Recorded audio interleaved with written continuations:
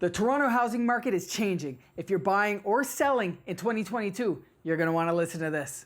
It may be a small shift for now, but it's going to start making a difference in the buyer and the seller experience that has become the norm over the past 12 to 18 months and has reached an extreme in the first couple months of 2022.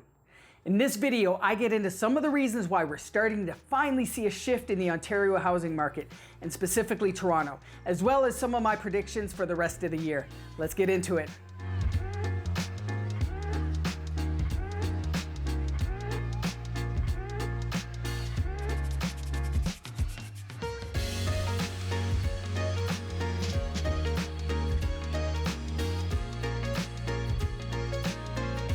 Hey guys, thanks so much for stopping by. If you don't know me, my name is Morgan Little. I'm a realtor here in the Greater Toronto Area, and my goal is to add some value to your life, so I encourage you to hit that subscribe button so I can continue to do so.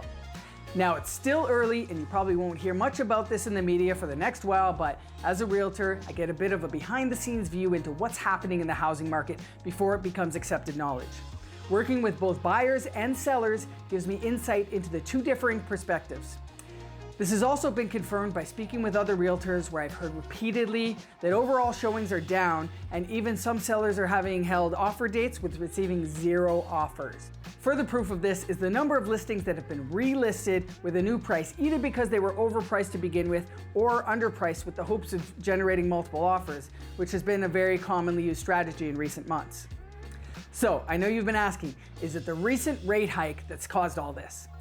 Well, I wouldn't really say so, as we are starting to see this stuff happen even before then.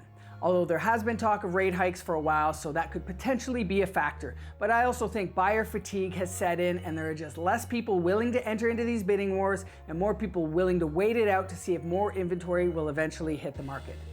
That being said, don't get too excited.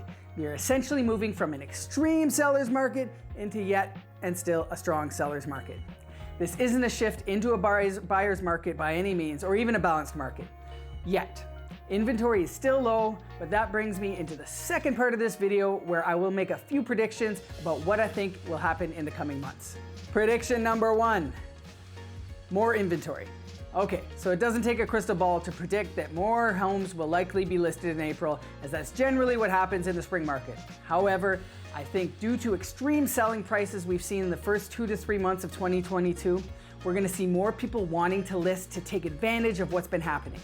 It's almost like the spring market came early, people wanting to cash in on the $100,000, $200,000, $300,000 going over asking. I've even seen $700,000 going over asking, but those people may have missed the boat a little bit. Prediction number 2.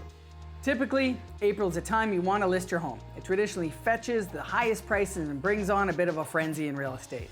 That being said, I don't think we're going to see the same continuous rise in housing prices that we've seen. We still may see houses selling for over asking, but I just don't think to the same extent as we've seen it in January and February of 2022. Naturally, having more inventory provides more choices, and you won't see the same 15 or 30 people bidding on the same few available properties. And prediction number 3, like I mentioned, I don't think we'll continue to see the same sort of growth that we've seen over the last few months. I also don't think we'll see big price drops and major corrections. There may be some variations in different market segments, as there are factors that may affect condos that won't affect detached homes and so forth.